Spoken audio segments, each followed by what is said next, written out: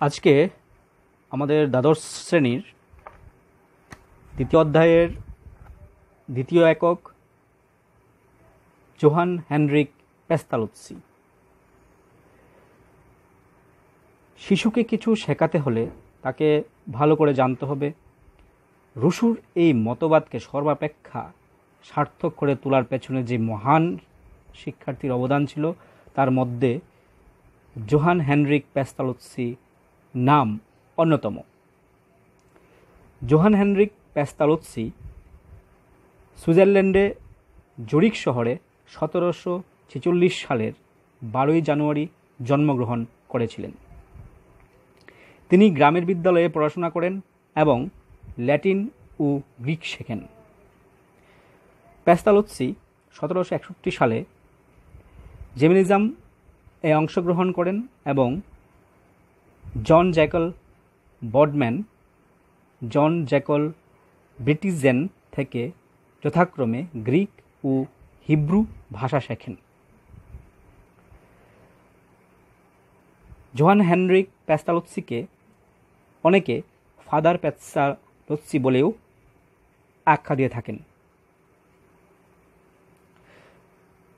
রুশোর গ্রন্থ এমিল যখন প্রকাশিত হয়েছিল তখন তার বয়স ছিল 16 বছর। রুশোর শিক্ষাদান দ্বারা প্রভাবিত হয়েছিলেন, কিন্তু পেস্তালোৎসির শিক্ষা দর্শন ছিল রুশোর থেকে সম্পূর্ণরূপে পৃথক।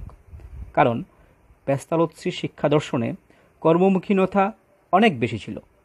পেস্তালোৎসি জীবনের বহু বৃত্তি গ্রহণ করেছিলেন এবং এর পেছনে দায়ী ছিল তার মানসিক অস্থিরতা।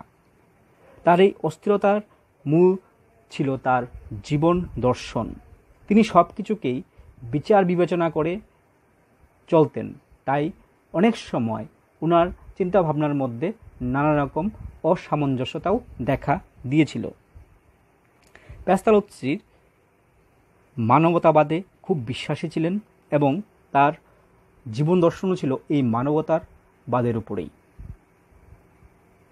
তিনি এই উদ্দেশ্যে নিউহাভ নামক স্থানে 1774 সালে অনাথ শিশুদের জন্য বিদ্যালয় স্থাপন করেছিলেন। তিনি দৃঢ়ভাবে ঘোষণা করেছিলেন যে এই জগতে যা কিছু ভালো, যা কিছু সৎ, যা কিছু মহৎ, তাতে সকল মানুষের সমান অধিকার আছে। আবার বলছি, তিনি দৃঢ়ভাবে ঘোষণা করেছিলেন যে এই জগতে যা কিছু ভালো, যা কিছু সৎ, যা কিছু মহৎ, তাতে সকল মানুষের সমান অধিকার আছে। শিক্ষার কাজ হলো মানুষের স্বাভাবিক অধিকার বলে যা কিছু প্রাপ্য তা তাকে পাইয়ে দেওয়া। তিনি বলেছিলেন, শিক্ষা হলো শিশুর অন্তর্নিহিত সম্ভাবনাগুলির সুসামঞ্জস্যপূর্ণ বিকাশ। তিনি জীবন বিকাশকে উদ্ভিদ বৃদ্ধির সাথে তুলনা করেছিলেন, কারণ বীজের মধ্যে যেমন বৃক্ষের সমস্ত সম্ভাবনা নিহিত থাকে, ঠিক তেমনি শিশুর মধ্যেও বিকাশের সব রকম সম্ভাবনা থাকে। শিক্ষার লক্ষ্য সম্পর্কে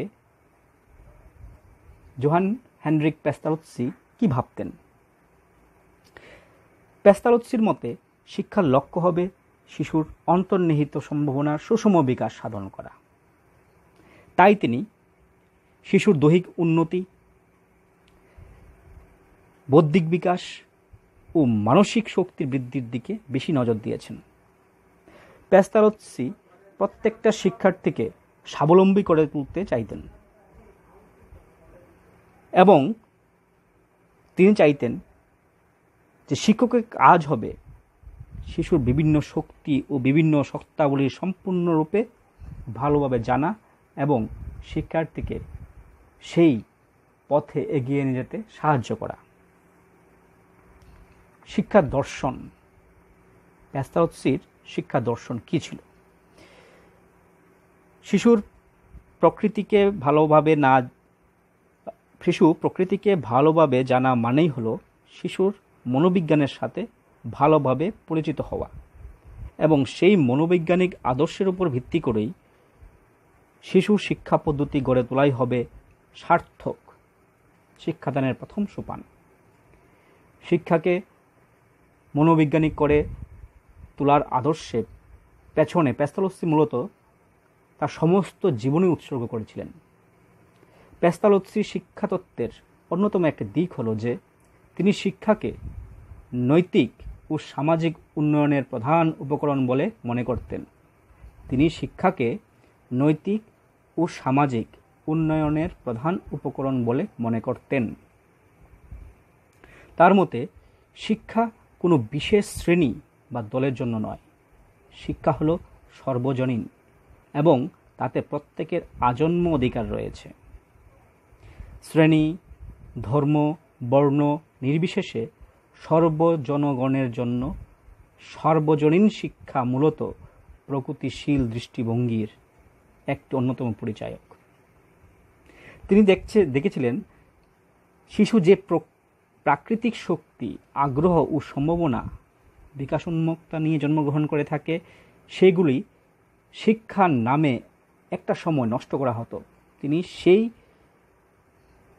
শিশুর জীবন যাতে নষ্ট না হয় সেদিকে নজর দিতে বলেছিলেন তার শিক্ষা দর্শনে। এবার টিচিং পদ্ধতি, শিক্ষকরা কিভাবে তার শিক্ষার্থীদের শিক্ষা দেবে, মানে শিক্ষণ পদ্ধতি সম্পর্কে ওনার অভিমত। পেস্তালোসি বলেছিলেন, প্রকৃত জীবনাদর্শ গড়ে তুলতে হলে শিক্ষাকে জীবনের সকল ক্ষেত্রে প্রয়োগ করতে হবে।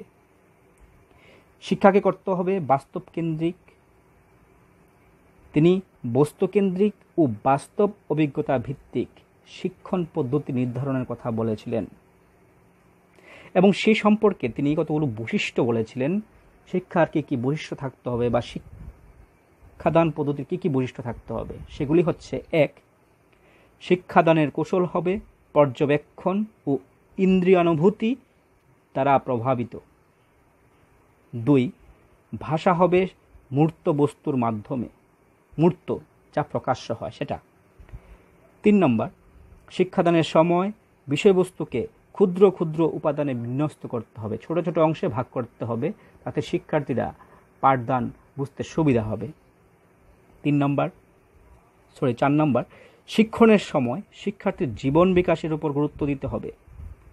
শিক্ষার্থীকে তথ্য দিতে হবে তাই না, পাশাপাশি সেই তথ্য শিক্ষার্থী কতটুকু নিতে পারলো সেটার দিকেও নজর রাখতে হবে। 5, শিক্ষণের সময় শিক্ষার্থীদের মতামত এর যথাযোগ্য মর্যাদা দিতে হবে, যাতে শিক্ষক শিক্ষার্থীর মধ্যে একটি সুস্থ ও সুন্দর সম্পর্ক গড়ে ওঠে।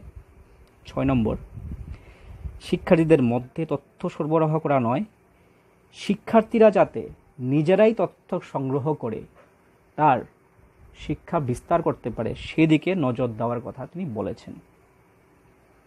তারপরের পয়েন্টে আসছি, পাঠ্যক্রম, ক্যারিকুলাম সম্পর্কে পেস্তালোসি কি বলেছিলেন।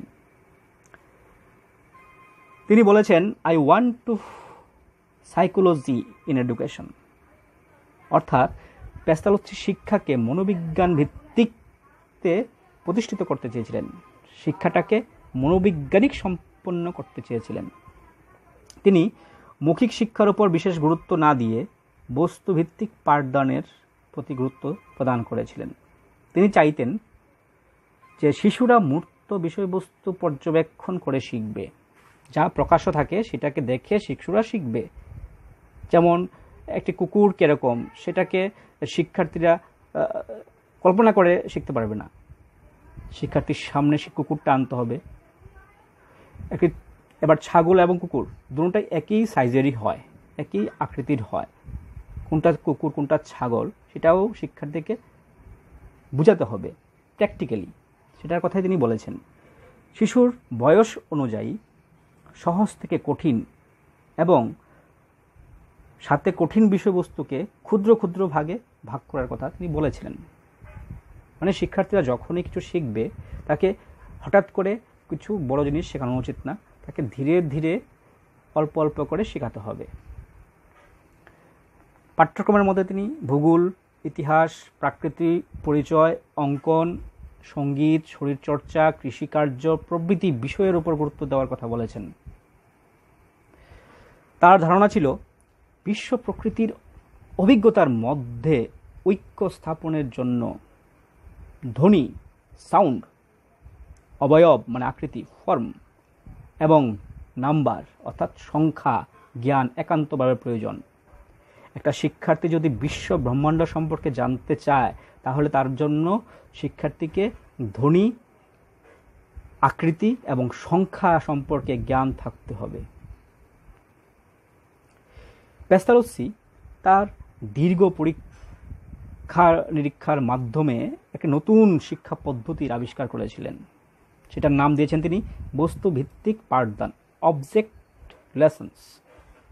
এই পদ্ধতির মূলনীতি হলো যে শিশুর শিক্ষা নিছক ভাষার মাধ্যমেই দেওয়া হবে না কেন, কোনো মূর্ত বস্তুকে কেন্দ্র করে দিতে হবে এবং এর ফলে বস্তুটি সম্পর্কে শিক্ষার্থী যে জ্ঞান লাভ করবে তা বাস্তবধর্মী ও স্থায়ী হবে। এছাড়া এর সাহায্যে শিশুর পর্যবেক্ষণ ও কুশলতা বৃদ্ধি পাবে।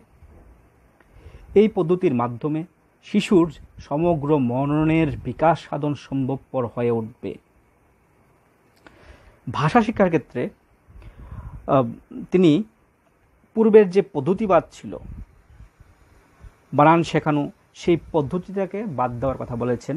তিনি গুরুত্ব দিয়েছেন উচ্চারণটাকে, কারণ আমরা জেনেছি ইতিমধ্যেই যে উনি প্র্যাকটিক্যালি শিক্ষার উপর বেশি গুরুত্ব দিয়েছিলেন, বাস্তব ভিত্তিক।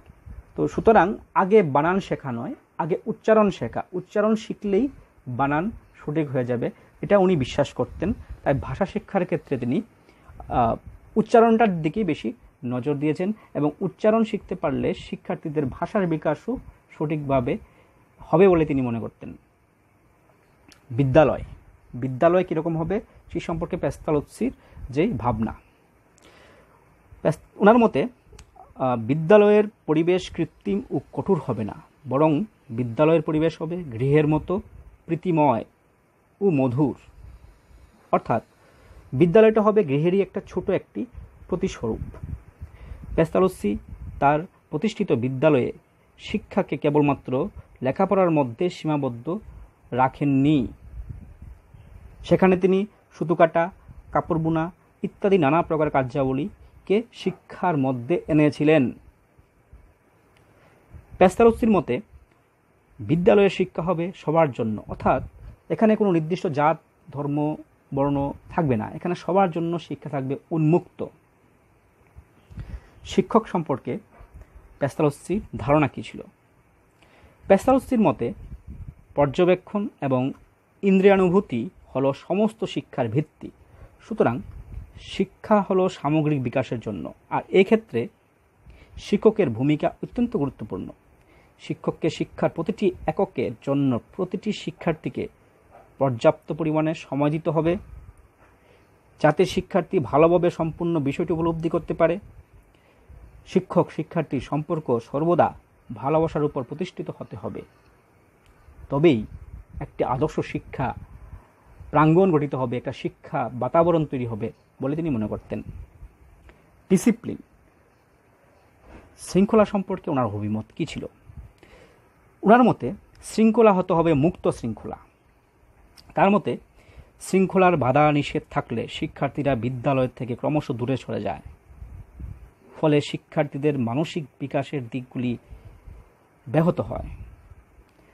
সুতরাং শৃঙ্খলা হতে হবে মুক্ত এবং তা কোনোভাবেই আরোপিত হবে না, কারোর উপর জোর করে কোনো নিয়ম চাপিয়ে দেওয়া যাবে না বলে তিনি মনে করতেন। এবার শিক্ষার উপর পেস্তালোসির অবদান কী ছিল? শিক্ষায় পেস্তালোসির সবথেকে বড় অবদান হলো মনোবৈজ্ঞানিক ধারণার প্রবর্তন। পাঠ্য বিষয়কে শিশুর সামর্থ্য অনুযায়ী কাঠিন্যের ক্রম অনুসারে সাজানোর কথা তিনি সর্বপ্রথম বলেছিলেন। যেখানে রুশু প্রকৃতির উপর ছেড়ে দিয়েছিলেন, শিশুরা প্রকৃতির থেকে শিখুক। রুশু ভাবতেন শিশুরা আগুনে হাত দিক, তারপর অনুভব করবে যে আগুনে হাত দিলে হাত পুড়ে যাবে। তিনি যদিও রুশুর আদর্শায়িত ছিলেন কোনো একটা সময়, যখন ওনার বয়স ছিল 16 বছর, কিন্তু পরবর্তী সময়ে তিনি দেখেছেন যে না, এটা করলে হবে না। তাই শিক্ষাক্ষেত্রে তার একটা অবদান হচ্ছে তিনি প্রগতিশীল চিন্তাধারার উপর বেশি গুরুত্ব দিয়েছিলেন। শিক্ষক পরিচালনা করবে, শিক্ষক পথ দেখিয়ে দেবে শিক্ষার্থীকে, এটাই তিনি মনে করেছিলেন। শিক্ষাক্ষেত্রে ওনার যে কিছু অবদান আছে তার মধ্যে কিছু ত্রুটি থাকতেই পারে। তো শিক্ষাক্ষেত্রে ওনার অবদানের সীমাবদ্ধতাগুলি আলোচনা করা হচ্ছে। 1, তার প্রবর্তিত শিক্ষা দর্শন কিছু কিছু ক্ষেত্রে সুস্পষ্ট ছিল না। 2, তিনি মূলত রুশো চিন্তাধারাকে কোনো কোনো ক্ষেত্রে অন্ধভাবে অনুকরণ করার চেষ্টা করেছিলেন। 3, তার শিক্ষা দর্শনের কিছু কিছু বিষয় বাস্তবায়নে খুব সমস্যা ছিল তৎকালীন সময়ে। 4, পেস্তালোৎসির দৃষ্টিভঙ্গির মধ্যে কিছুটা হলেও অস্পষ্টতা থেকেছিল। এগুলি হচ্ছে ওনার শিক্ষাক্ষেত্রে কিছু কিছু সীমাবদ্ধতা। পরিশেষে তার জীবনের মূল লক্ষ্য ছিল learning by head, heart and heart. আবার বলছি, তার জীবনের মূল লক্ষ্য ছিল learning by head, heart and heart, অর্থাৎ শিক্ষাটা হবে মস্তিষ্ক থেকে কঠিনতর কিন্তু হৃদয় থেকে। এই মহান শিক্ষাবিদ 1827 সালের 17 ফেব্রুয়ারি পরলোক গমন করেছিলেন। শিক্ষার যুগসন্ধিক্ষণে পেস্তালোৎসির আবির্ভাব হয়েছিল এবং মধ্যযুগীয় শিক্ষা ব্যবস্থা থেকে আধুনিক যুগে যখন শিক্ষা ব্যবস্থাটা উন্নীত হচ্ছিল, ওই সময় ওনার যে অবদানটা ছিল সেটা সত্যিই অবিস্মরণীয়, কারণ তিনি প্রথম শিক্ষাক্ষেত্রে মনোবৈজ্ঞানিক পদ্ধতির ভাবনা এনেছিলেন। বর্তমানে আমরা যে শিক্ষা ব্যবস্থা দেখতে পাচ্ছি সেটা কিছুটা হলেও আমাদের আজকের যে শিক্ষাবিদ জোহান হেনরি পেস্তালোৎসি, ওনার অবদান অনস্বীকার্য। ধন্যবাদ।